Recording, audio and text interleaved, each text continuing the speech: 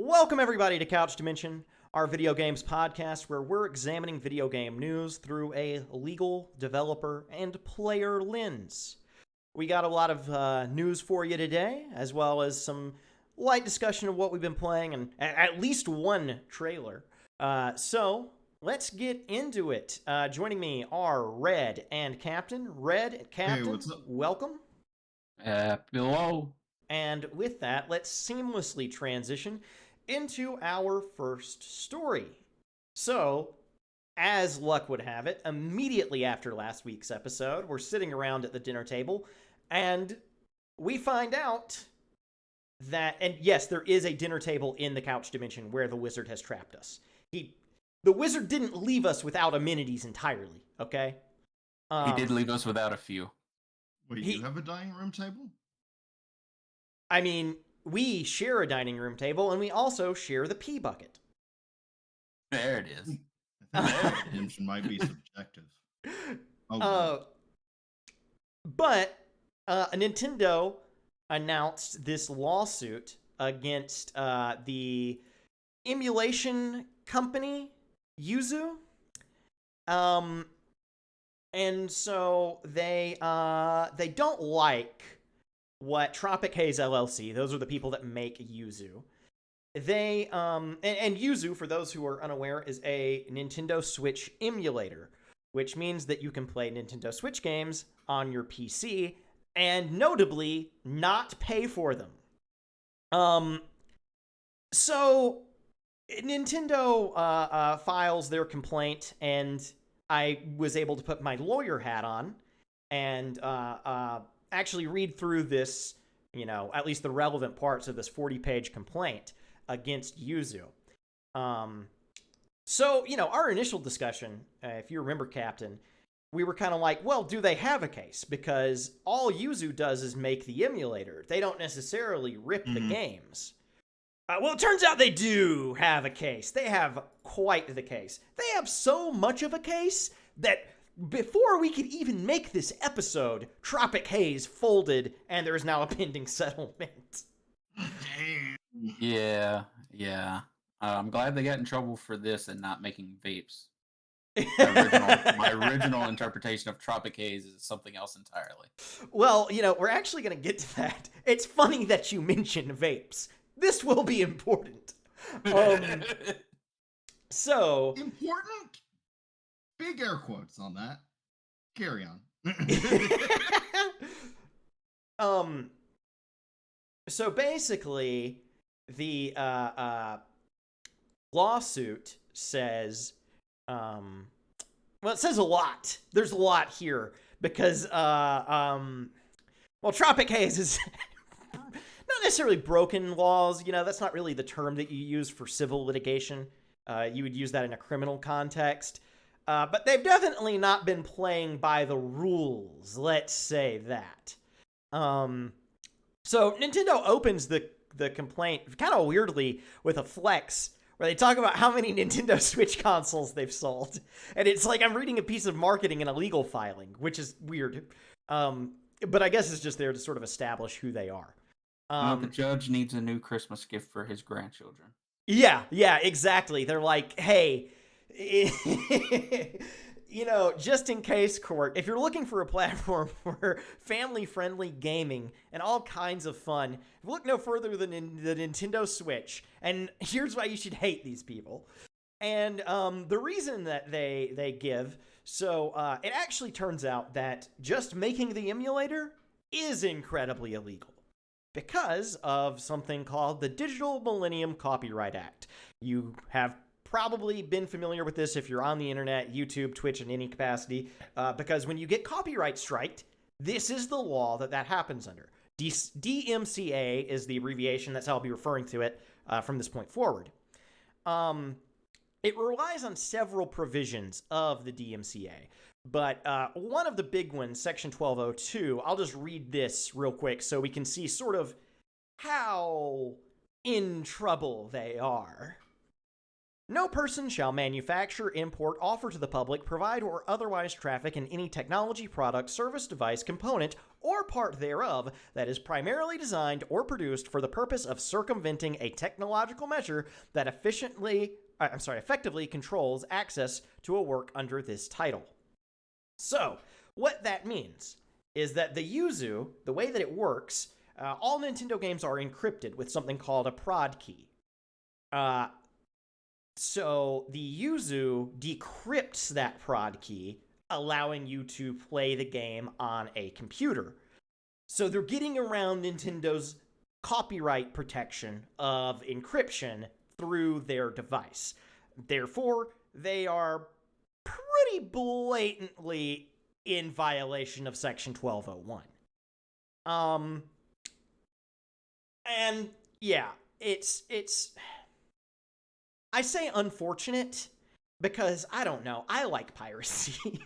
I'll go on record saying that. I don't care. But also, I completely understand why Nintendo is doing this. This isn't one of those situations where Nintendo is acting completely irrationally, taking down GameCube ROMs or something. Like, the Switch is their active console that they're actively supporting, and this is active theft. And it's shocking to me some of the decisions that Tropic Haze LLC has made. For one, incorporating in the United States. Probably not a good idea when your main business is theft. I mean, they're developers, not lawyers. Yeah, but we see this kind of, you see like Pirate Bay, right? And they're like, we're on our foreign servers. You'll never get to us. I'm behind 7 proxies, for those that want a meme from 2010. They're developers. They're not lawyers. But so are the developers of Dolphin. So, Yeah. Ignorance of the law doesn't solve you. And Nintendo even mentions their previous projects in here. They mentioned, I believe they have a GameCube emulator, Gecko, if I'm not mistaken. Yeah. And yeah, they mention other emulators from the company as well. Oh, yeah. And I'm aware of Gecko. So, my point here is just, if you're doing something illegal, you should probably be, smart about it. Instead, let's take this quote from the complaint. Quote, "Indeed, there is a robust community of intellectual property thieves who distribute pirated Nintendo Switch ROMs for the broad community who play the ROMs on Yuzu. For instance, on Reddit, a social media platform, until June 2023, there was a Yuzu Pirates subreddit, which provided advice for would-be pirates and links to online ROM repositories where users could download pirated games to play in Yuzu. Happy pirating," read the subreddit description. And gang, I just don't think you can get any more flagrant. I'm gonna say this because I was reading through that. Have they actually drawn any official connection between the subreddit and the product? No, not necessarily. But if your product is a piracy machine, you should probably be policing people on the internet calling your product a piracy machine. Yeah. It's not a good look, Yeah.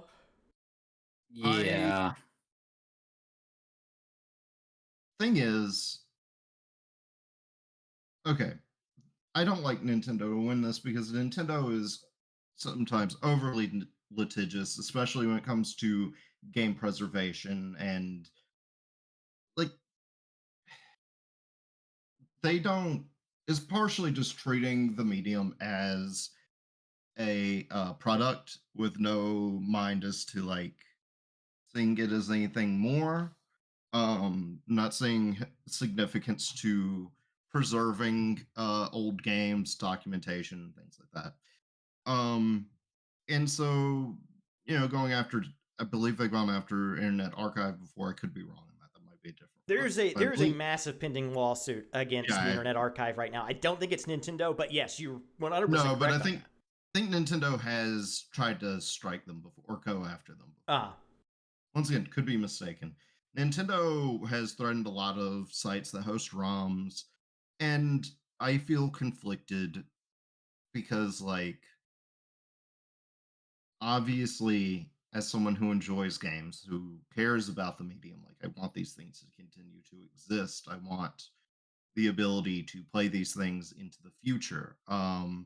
Not just have them locked to hardware, especially for a company like Nintendo that's very bad at like keeping these things alive. Like, look at the GameCube, um, and the lack of like current day support for like games that were on there. Unless we're counting a handful of like re-releases, there's a lot of shit that's just locked. On the other hand, like, don't get me wrong, I feel bad for these people, but there is some part of me that's like, okay, but you gotta recognize, like, you you poked the bear. You did do that. You had Yeah, to know this was in the cards, and more you than seemingly didn't do anything to prepare for that eventuality. poking the bear's old food, you're poking the bear's current food. Now, the bear has been eating this food for 6 years now, And it but seems like it there are a lot of ways they have exposed themselves to litigation that other forms of emulation may not necessarily have. But yeah. yeah, the bear was still actively eating this food. Maybe it's unfortunate, but it's reasonable to see it happening. And from a legal perspective, right, it makes it that much easier to prove damages because you can actively show, hey, a million people downloaded Tears of the Kingdom from your website, a game that we're still actively selling. Whereas if it was a GameCube ROM, you would at least have the argument of like, well, we're not really, you're not really damaged because we're not depriving you of sales that you would otherwise have. But in this case, you definitely are. Um, I and guess. Oh, go ahead. ultimately, I was just gonna say, for the conclusion of the sort of the story part of this, um, the settlement agreement appears to be Yuzu is going to pay $2.4 million to Nintendo, Huh. and they are going to turn over everything to Nintendo, their website domain, all of that. They agree to no longer steal Nintendo's intellectual property. And honestly, they got off super easy. I am Yep. shocked that Nintendo did not screw them to the wall harder because they definitely could have. I mean, that complaint asked for penalties of like 15 grand for every violation, and that's just one of Yeah. them. They're hit with 5 counts, and like if you count every download of Yuzu as a violation, I mean we're talking astronomically high numbers. So Tropic Haze got off relatively easy, but I think that there's a way for them to win. I think they cowered it out. Yeah. Yeah, because here's the thing. In my research, I discovered that Tropic Haze is also the name of a vape shop in Atlanta, as There, well as an IPA. there it fucking is. They could trick. Yes, that's the vape tie-in. All they have to do is trick the vape shop into trading places with them, and then they're off scot-free, baby. Convince Nintendo to go after the vape shop. Or just start running a vape shop and sell all of your poisoned assets to the vape shop. Or Really, really simple stuff. I don't know why they didn't do it. or put put Yuzu on vape chargers so that people. No, I'm selling vapes, officer. No, this isn't an emulator. This is a vape. um, my big question out of all of this: why did Nintendo wait until the Switch was 7 years old to bring this? And Yuzu isn't the only one. There's another decent sized one that I definitely remember the name of I right am now. guessing they have been. I'm guessing either this was in, um, I don't know. Maybe this was. I was gonna say maybe it wasn't open litigation before, but I don't know that. It could be that they didn't have maybe what they needed to go after them. I don't know. I don't know. They had a lot of information. They had a lot of stuff in there from when Tears of the Kingdom came out. Clearly, their legal department has been monitoring this situation for some time. And I it's don't know just then. kind of surprising to me that Nintendo waited this long to do anything. Yeah. I was gonna try a way in, but honestly, I'm not the law component of this podcast, so I'm out of my depth. I'm going to not do that. Yeah, this would have been a fun story to follow. I would have had fun updating everyone on it and that as the litigation went on. But man, Yuzu realized exactly how screwed they were, and they were like, hands up immediately, we surrender. Yeah. Um, You I don't know how many cases have happened of it, but it would have put that old the thing of emulators are not stealing or whatever up against the DMCA Act, which I assume the DMCA would win over a case law. uh, I don't know of any case law on the emulators are not stealing. It was something I'd have to look it Yeah, I'd up have later. to Now do is a little not the research time. on it. But yeah, the DMCA is going to win the day on this one because, basically it says you are not allowed to make a device that gets around decryption, and they made a device that got around decryption. And so that's just, that's pretty much as open and shut as it can be.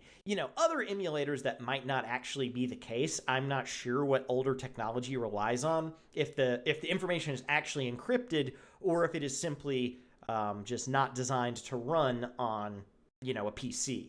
So something like Dolphin might actually not run afoul of the DMCA in that way, whereas something like Yuzu definitely does.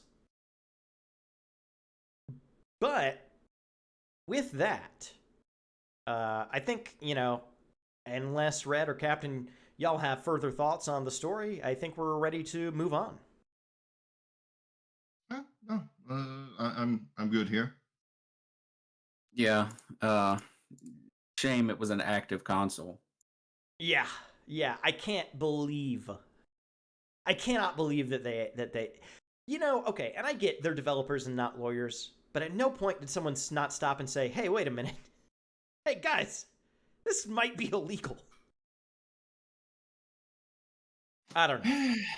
I But anyways, Red, you've got quite the tale for us to roll into. I'm excited to hear about this next topic.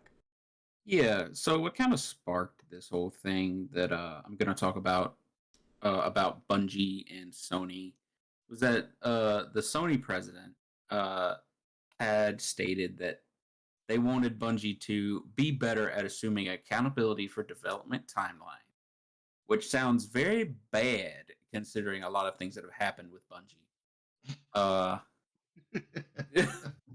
no, go on. I'll hold my. I'll hold back. um, like here's a quick history of Bungie if you don't know who they are and you've been living under a rock since 2000, in which case you're probably wondering why airports are Oh harder yeah, to go insult through. the listeners. But Bungie Fuck you.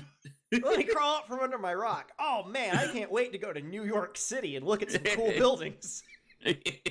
Bungie was established in May of 1991. Microsoft Trade Deal of the Century acquired them in 2000 with Halo Combat Evolved being retooled to be a launch title for their Xbox. And of course, they go on to make Halo 2, 3, ODST Reach.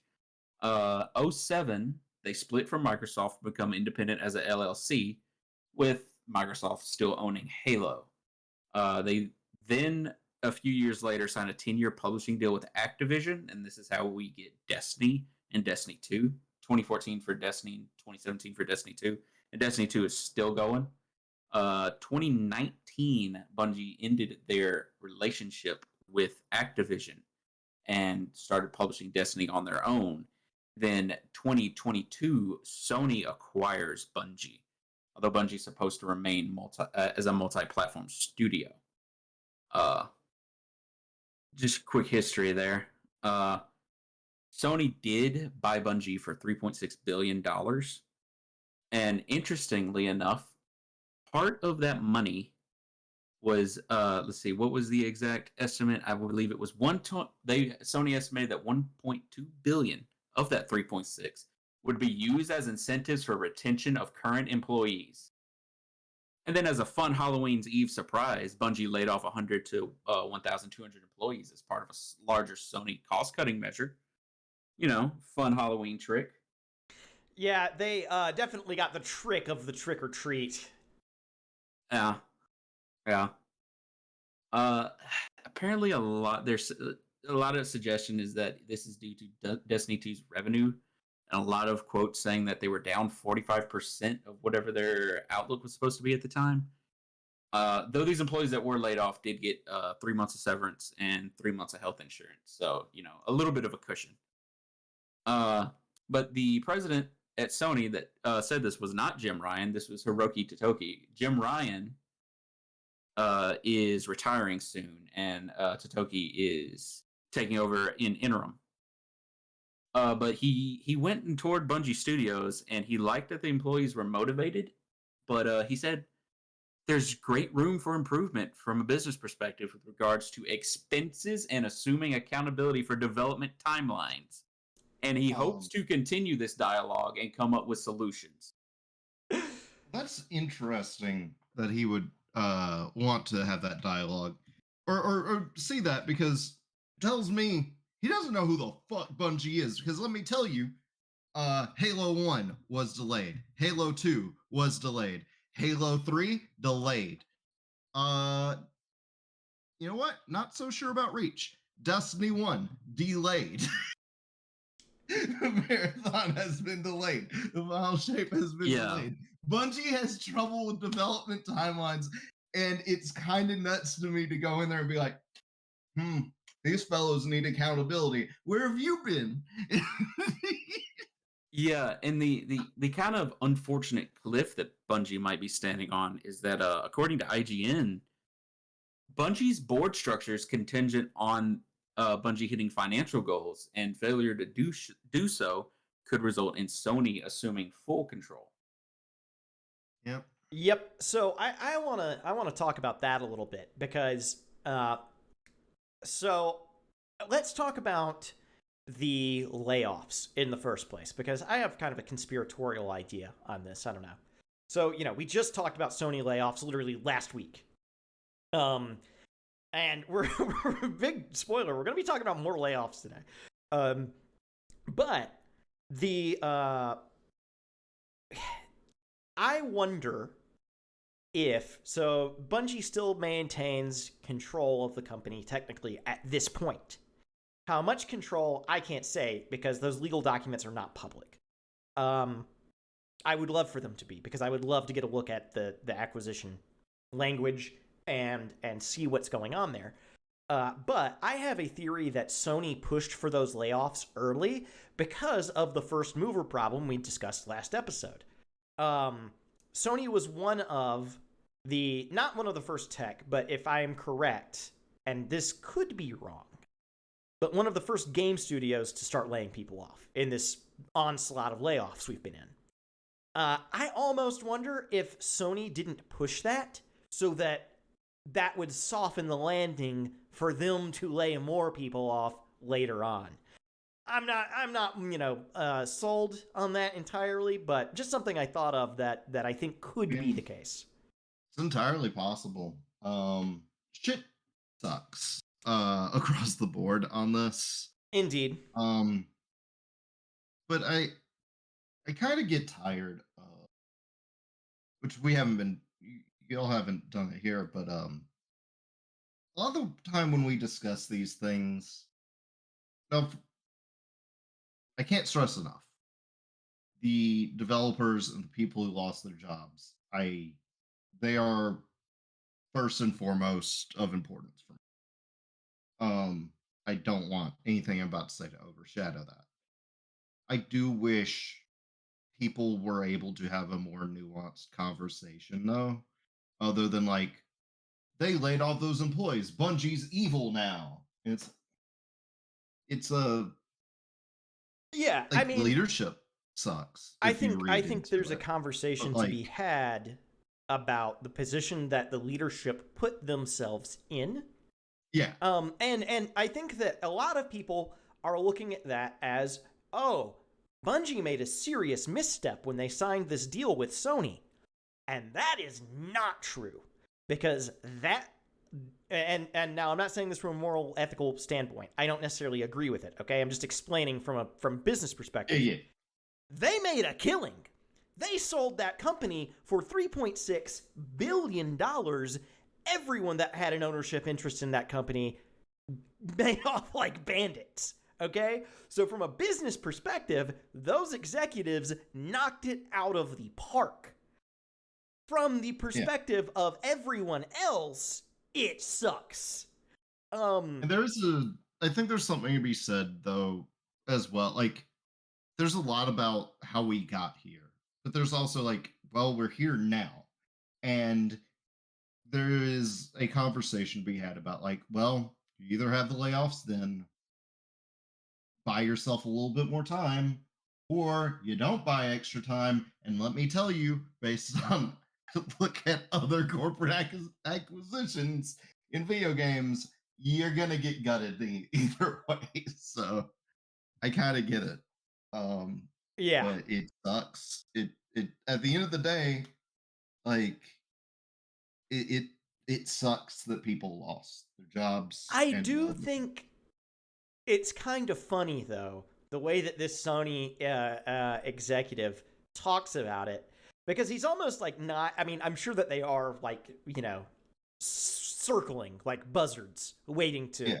take full control. But he makes it sound like they're like, we actually don't really give a shit about any of that. We just wish they'd make some games. Yeah, yeah. Um, yeah. It may be worth talking about why Bungie is really there, and it it may be because Sony really wanted somebody who's been sticking around in the live game service.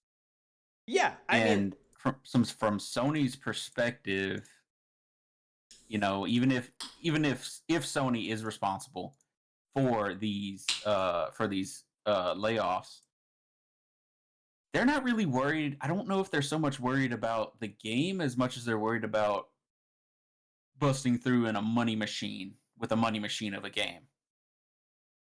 yeah, yeah. I mean, I think that you're 100% spot on there. I think that Sony acquired them because really a lot of companies are seeing that live service is the place to make money, big money.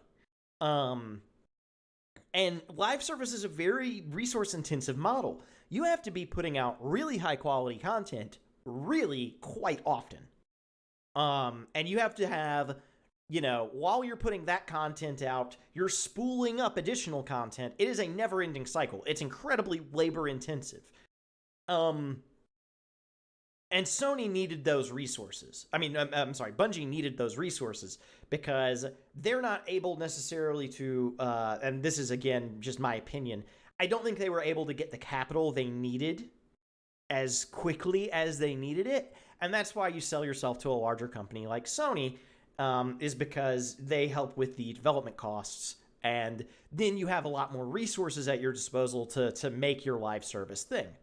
But I honestly wonder with this, with Destiny kind of teetering, how viable is live service?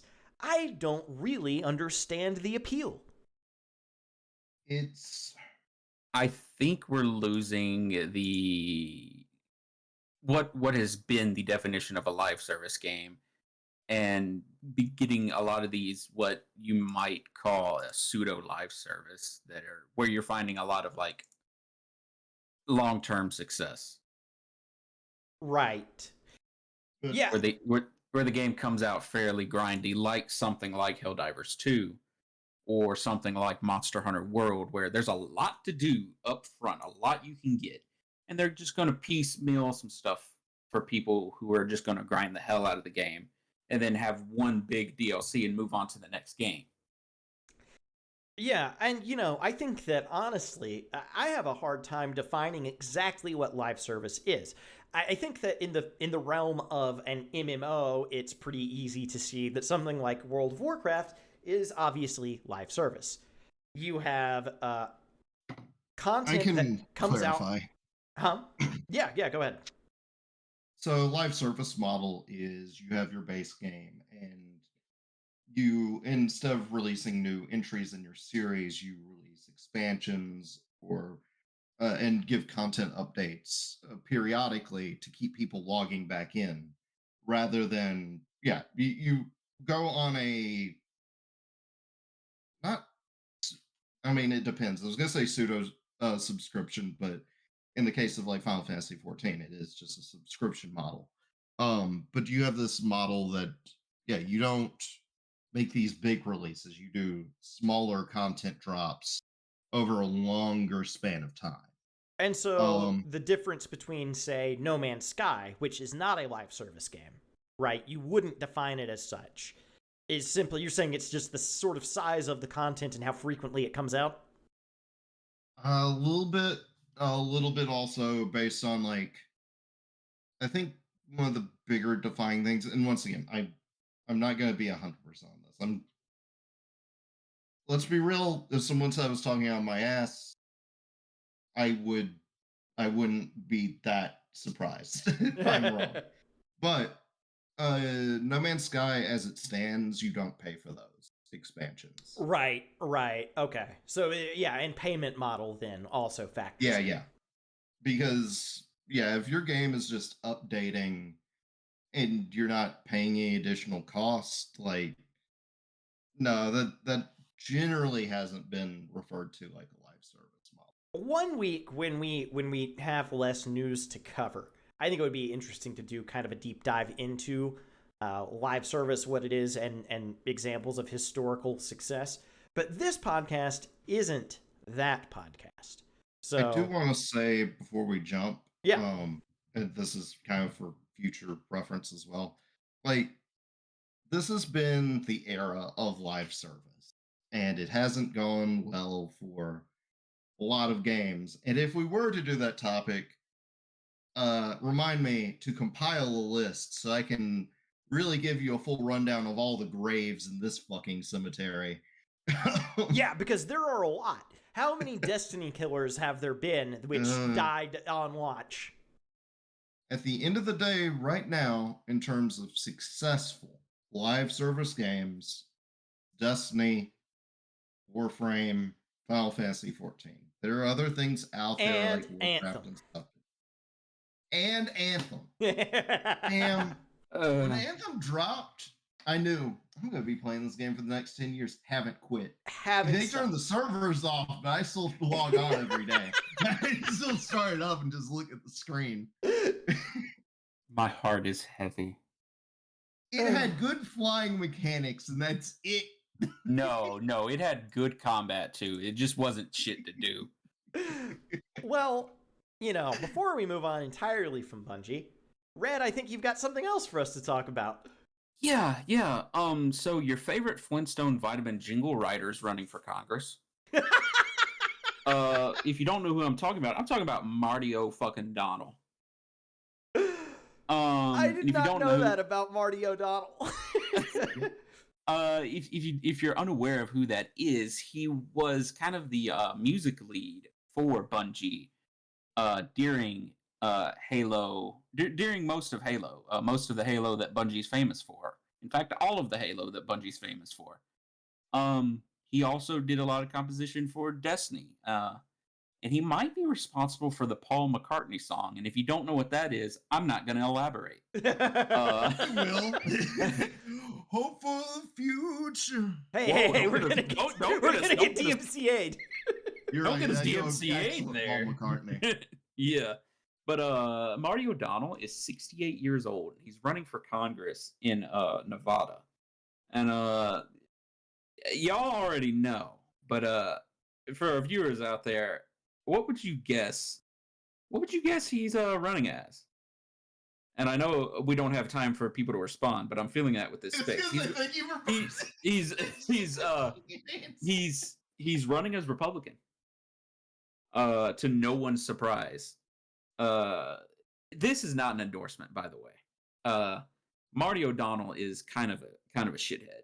It might not be an endorsement for you. Buckle up, because I don't think Elizabeth Hellengellen has any chance. Drew Johnson, he ain't got shit. Steve London, fuck off. Brian Nadell, don't care about you. Steve Schiffman, fuck you. Dan Schwartz, fun name. But none of y'all, once it gets past the primary, man, Susie Lee ain't got shit. Oh, you came from a working family of 10. You didn't write Cairo Suite, Mombasa Suite, Mausoleum Suite, Delta Halo Suite, Sacred Icon Suite. You ain't got shit.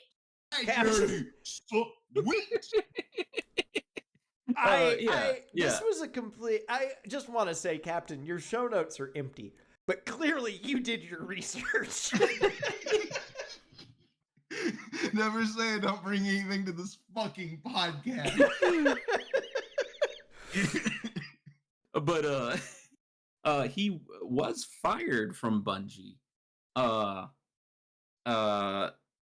around the time of Destiny 1's original release. And he actually sued Bungie successfully for termination without cause. This had to do with how Bungie acted regarding O'Donnell's stock and participation in a plan they offer employees. But reportedly, he was fired for being kind of a shithead. He basically got mad that, which maybe rightfully so, but got mad that Activision chose to use a different song instead of his for a trailer for the original Destiny, and then he just quit working basically entirely and made work hell for other employees. That's supposedly why he was fired. There's not just a ton of concrete sources around that. I'm gonna say, based off that piece of information and one trailer that instantly comes to mind, I'm going to assume and declare, without any reservation, he was mad at Led Zeppelin. He was mad that they went with what's the name of the song? I'm on the edge of my seat here because I don't know how Led Zeppelin ties into this. I don't know either. It was putting it together that the Destiny trailer used fuck.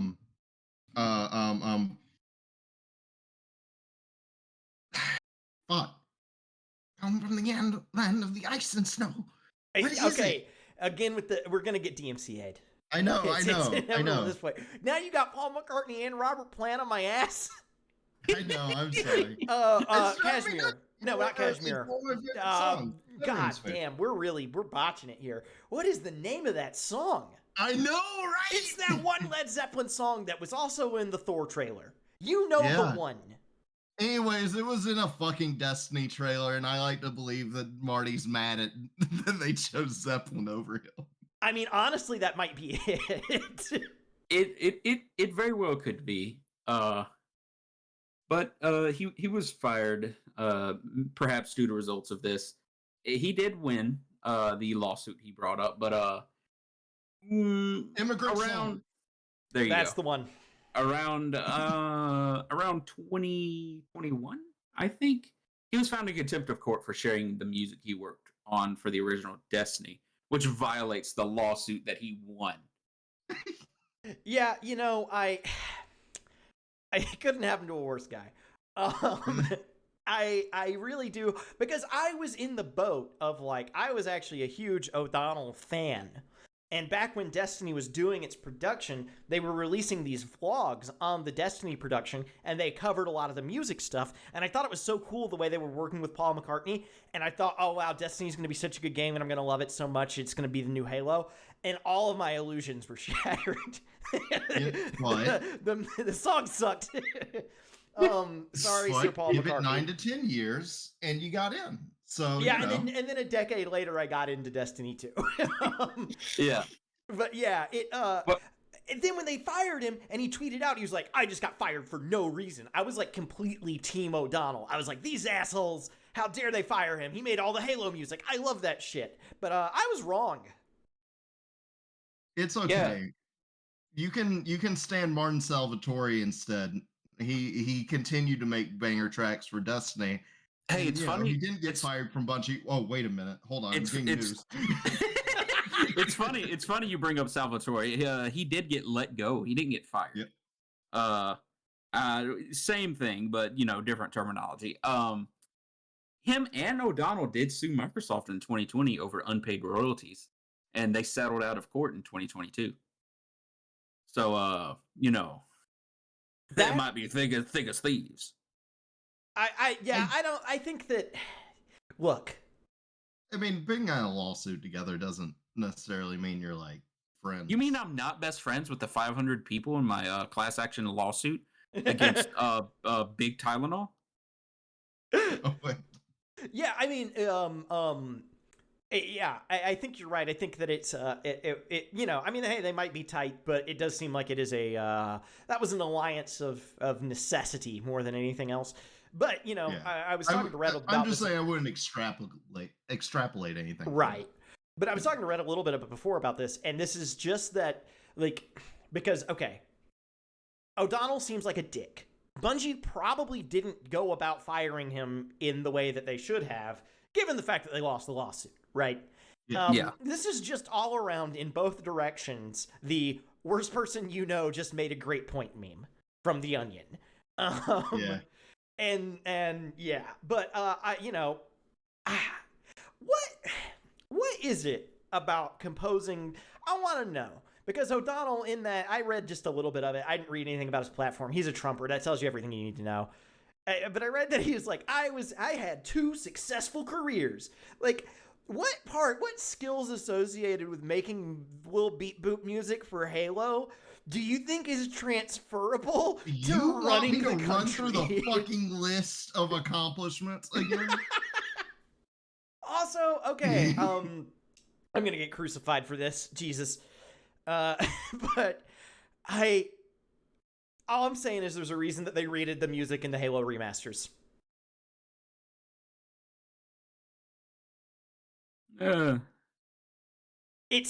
It's not that it's bad, it's just, it's very beat boopy and it's very quiet at times. It's not as cinematic and cool as you remember it being if you go back and play those original games.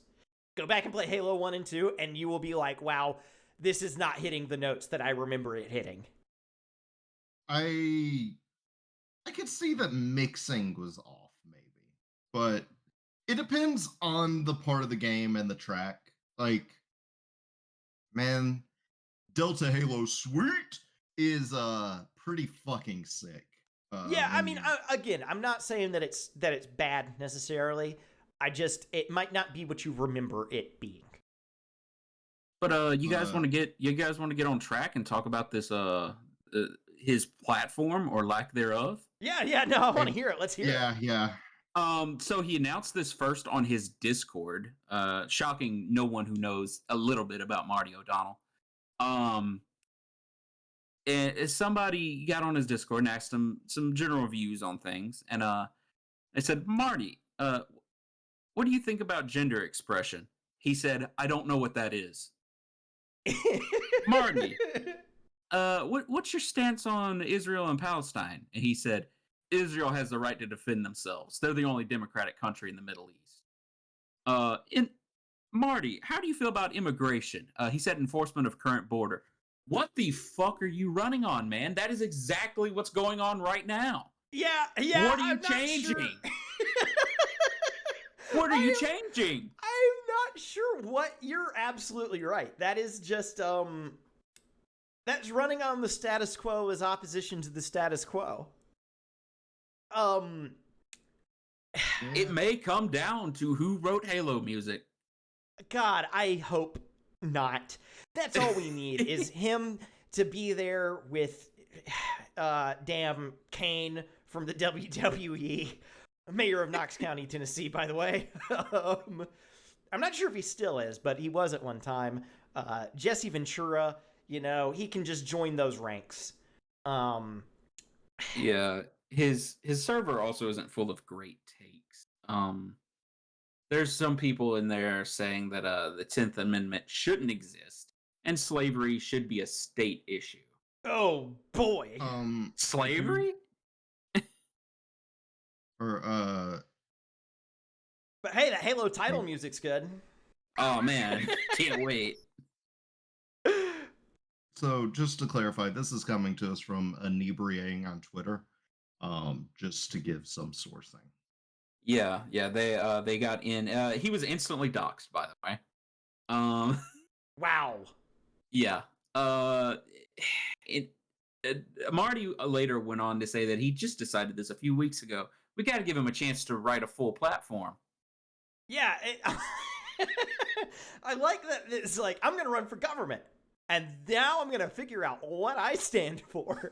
My favorite, I like in a leader, more that, a lot of people talk about planning skills, but never consider improvisational ones, which Well, that's I with now music. consider he is also failing at. He is also failing at improv. He didn't either. Well, Get you a bitch that can't do either. They say that a lot of the time music is about the notes you don't play. And so maybe politics is about the platform you don't have. I can't help but feel like maybe possibly Marty O'Donnell has a little bit of an ego. No. No. I can't. What is it with? Okay, this makes the second video game composer that's absolutely unhinged and an egomaniac. What's going on with this industry? Well, hold on. I can give you what. I think I know which one's your second, but I think I have a fun third for you as well. Okay. Well, I was talking about Tommy Tellerico because I just watched that H-Bomber guy thing. Okay, so you're not referring to the composer of Dragon Quest, who's really racist and denied Japanese war crimes. And you're not talking about the composer, forgot what game series he worked on, who claimed he was blind for years, and that was a lie. And I think he had someone else composing his music. Ah, yes, the old Stevie Wonder. I will not elaborate. No, okay, yeah, wow, okay. Well, my two anecdotes make a pattern has just been expanded substantially. But with that, I think we let's move on to our final topic here, because we're coming up on time. Red, you wanna bring us into our last news piece of news, whatever story. Yeah, I can. I only talk about sad shit. EA is gonna lay off 670 workers. Yeah. I hate that our podcast has been, the layoff podcast the last 2 weeks. But I think that this actually might tie into something we talked about in episode 1. Go back and give it a watch for you big couch heads. Yeah. That's what we call a callback. So if you're listening to this, you're like, what do they talk about in episode 1? I'm going to tell you. You don't have to go watch it, but go watch it. But yeah. May I clarify one thing? Sure. It was it wasn't he claimed to be blind. It was a composer who claimed to be deaf. The old Mozart. I will not clarify. And had a ghostwriter for his soundtracks anyways. The Resident Evil director's cut was one of his. And I guess, or rather wasn't, I suppose. But yeah, I just wanted to clarify that. But Red, I did a little bit of gun jumping if you want to talk a little bit about these layoffs. Yeah, so a lot of it it goes back to some of the stuff we said before. They like to put this in the context of percent. 670 people is 5% of their total global staff. So not that bad, guys. Not that bad. 95% still have a job. Honestly, like the first paragraph of this article I'm pulling from IGN, In a note to staff, CEO Andrew Wilson said that EA is reacting to accelerating industry transformation. I mean, It, yes, that is technically true, but we're firing you because the industry needs it. no, I, we're firing you because the rest of the Sony and other companies are taking the brunt of this, so we're gonna get in on it. we're gonna get in too on late it, and we look bad. I think yeah. I think there may be another element. I think that maybe I'm willing to give EA the benefit of the doubt. And here's why. Because in that announcement, they also announce the end of third-party IPs. They're only going to focus on their sports boys now and their original games. They're no longer doing Disney. And we talked about in episode 1 that I was referring to earlier, Disney recently acquired a $1.5 billion stake in Epic Games, giving them a 9% stake in the company on the whole of Epic. So it's not just that they're paying Epic to make these games, they own part of Epic. Which now makes... it's no Bungie buyout, though. Yeah, but that makes EA potentially a competitor. And likely there is an exclusivity deal in there as well. So I think, and this is just me trying to put 2 and 2 together, I think Disney ripped the IP out from under them.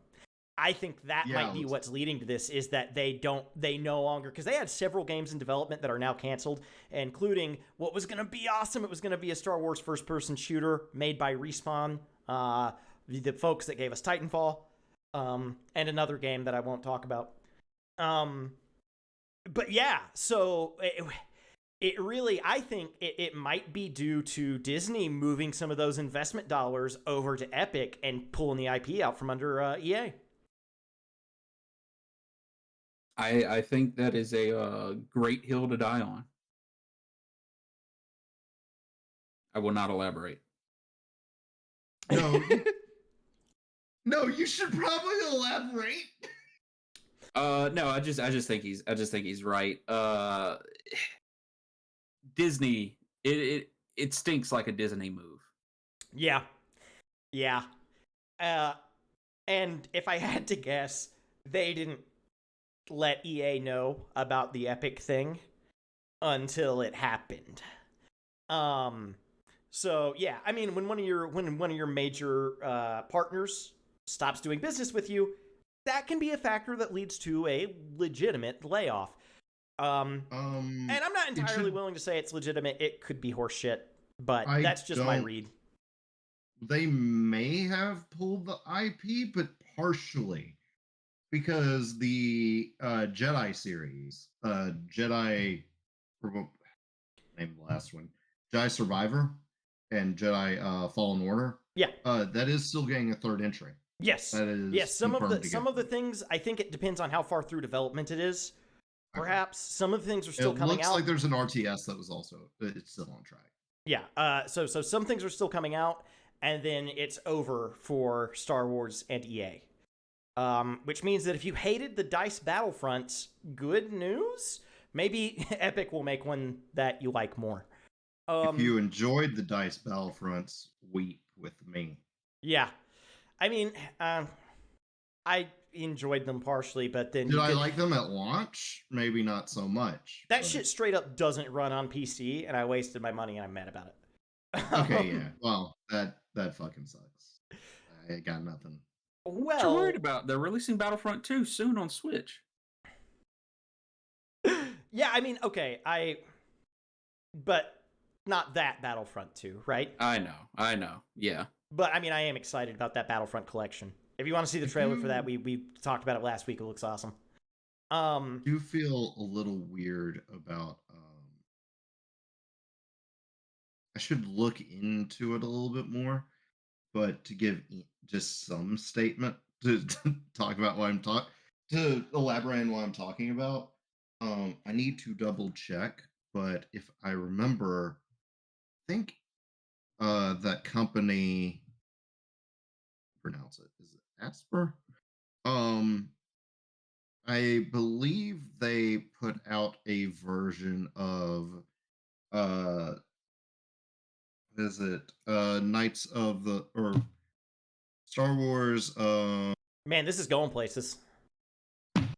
KOTOR 2. Okay. Knights of the Old Republic.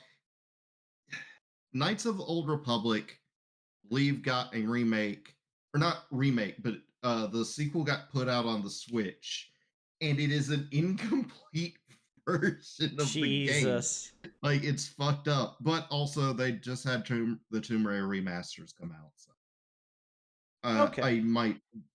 Yeah, Well, it's weird. I I'll just say I have some caution there, but it might be fine. yeah, that's true. We'll see. I want to. We're coming up on time here pretty quickly. In fact, I should probably end the show here. But I want to talk about one thing real quick. Something I've been playing lately, just because I've had it in the notes for 2 weeks now. I want to just get it out of the way. And we're probably gonna. I think we push the trailer to next week. You boys good with that? Yeah. Okay. But anyways, so very short segment this week on what we've been playing. We had more news than I thought we did, honestly. I have been playing a game from 2018, full of Eurojank, and it's one of the best games I've ever played. And it's Kingdom Come Deliverance, of all things. Now, you probably have this game, if you're a PC gamer, you probably have this game sitting in your Steam library collecting dust. Because this game begs new players to bounce off of it. There are a plethora of systems that seem incredibly complicated, the combat is obtuse, and the save system is absolutely fucked. You need an in-game consumable to save the game. Which is just bonkers. However... Play Resident Evil 2 hard mode. However, when you look past that, it is actually fantastic. And I will say this for the save thing, because the game frequently crashes as well. Just mod it to where you can save wherever you want. I modded it. It's super easy. Go to Nexus. It's literally the most downloaded mod for Kingdom Come Deliverance. It's just letting you save the game. And I understand why they did that, because they want your actions to have weight and meaning. But I, as a player, will assign my actions weight and meaning as I see fit. I'm not going to save scum it. But I also want to prevent crashes from ruining 3 hours of gameplay. Now, all those bad things said, this is what the game does good. It is incredibly immersive. Excuse me. It is, it's an RPG. You play as a aspiring squire, and it gives you all kinds of options, and the world interacts with you in so many cool ways. It's basically like if you're me, okay?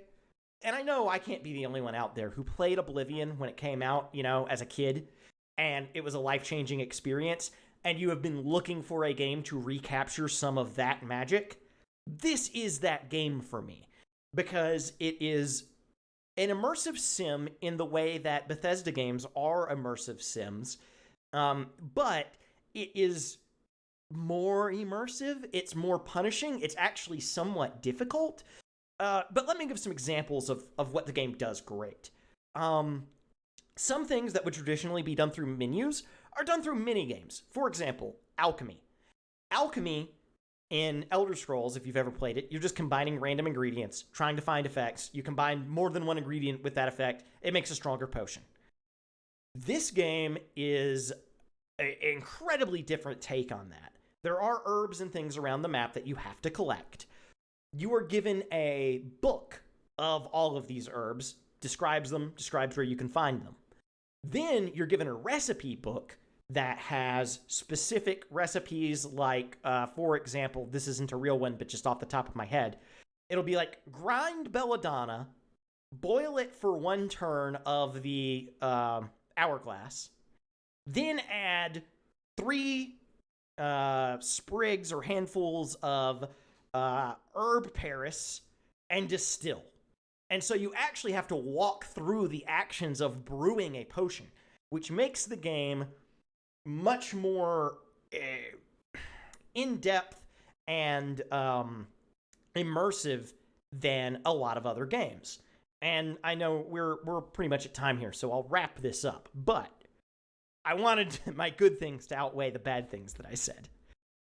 It is intuitive in ways that other games aren't, and at first its systems can feel overbearing until you realize that a lot of them work kind of the way that you think they would. For example, the game has various speech checks and that kind of thing. The more regal, expensive, clean clothing you wear, the better you are going to be at those speech checks. You can also, something I've always wanted a video game to do, you can dress up in armor. Jesus. You can dress up in enemy armor and infiltrate their camps without being noticed. And so things like clothing, right? I have never had a reason to have clothing that isn't my armor in Elder Scrolls. This game gives you that. Combat is slow, it's a bit clunky, but almost purposefully so. It's also incredibly deadly.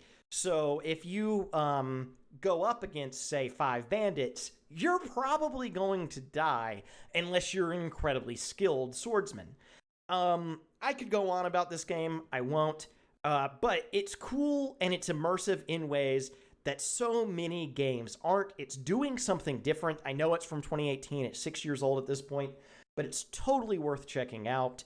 And it is full of Eurojank, so just be prepared for that. But yeah, that's pretty much what I have been putting like 40 hours into in the last couple of weeks. Sounds like it's your cup of tea. Yeah, it is. It's one of those that, like, if you're not into immersive sims, you are not going to like this game. Immersive sims, you say? Yeah. I have many journeys for you to go on, and we went starting with Prey, but Yeah, no, I do need to play Prey. if you like immersive sims, it's very good. Well, or you can play System Shock Remake. yeah, I've never played that either. But I think unless one of you two has additional notes, I believe we've come to the end of our show. Yeah, don't vote for Marty. Don't vote for Marty. Vote for our king. He made the Halo soundtrack. What more do you need? Actual governmental action and change.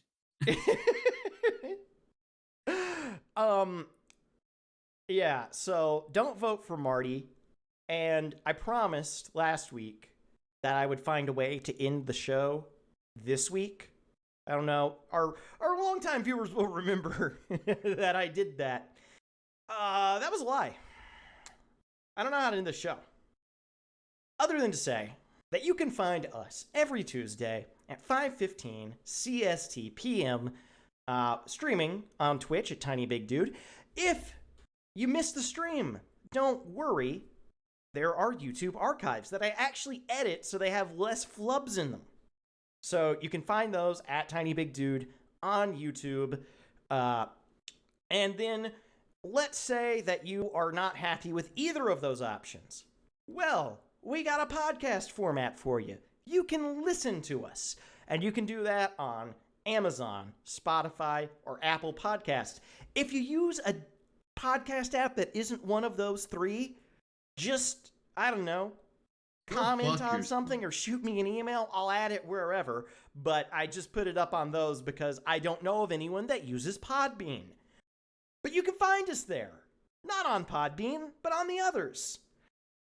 And yeah, with that, much like the Amish, you can make fun of the Podbean users because they'll never hear these.